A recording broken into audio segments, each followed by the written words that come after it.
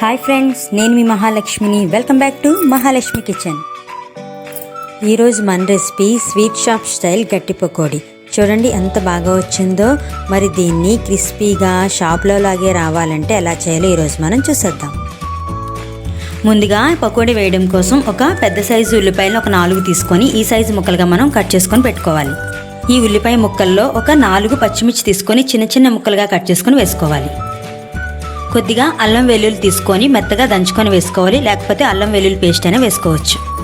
కొద్దిగా తుంచిన కరివేపాకు వేసుకోవాలి. కొద్దిగా చిన్న చిన్న ముక్కలుగా కట్ చేసిన కొత్తిమీర కూడా వేసుకోవాలి. కొత్తిమీర లేకపోతే అవాయిడ్ చేయొచ్చు. ఇప్పుడు ఇందులో కొద్దిగా రుచికి సరిపడా సాల్ట్, రుచికి సరిపడా కారం. ముందుగా మనం పచ్చిమిర్చి వేసాం కాబట్టి చూసుకొని కారం వేసుకోవాలి.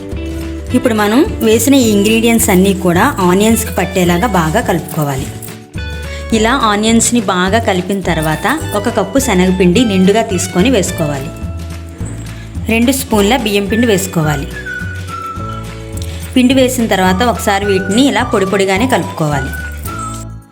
ఇలా పొడి పొడిగా పిండి అంతా కూడా కలిసేలా కలిపిన తర్వాత కాస్త గట్టిగా ప్రెస్ చేస్తూ ఆనియన్స్ని ఈ విధంగా గట్టిగా కలపాలి.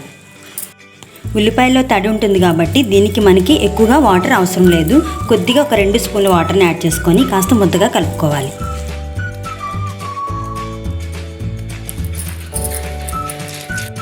ఇలా కాస్త గట్టిగా కలుపుకున్న తర్వాత స్టవ్ వెలిగించుకొని కళాయి వేసుకొని డీప్ ఫ్రైకి సరిపడా ఆయిల్ వేసుకొని మరిగించుకోవాలి. నూనె బాగా వేడెక్కింది. ఇప్పుడు మనం ఈ పకోడీ ముద్ద తీసుకొని కొద్ది కొద్దిగా వేసుకోవాలి. ఇలా కాస్త విడివిడిగా వేసుకోవాలి. 1 నిమిషం తర్వాత ఫ్లేమ్ని మీడియంలో పెట్టుకొని వీటన్నిటిని మనం టర్న్ చేసుకోవాలి.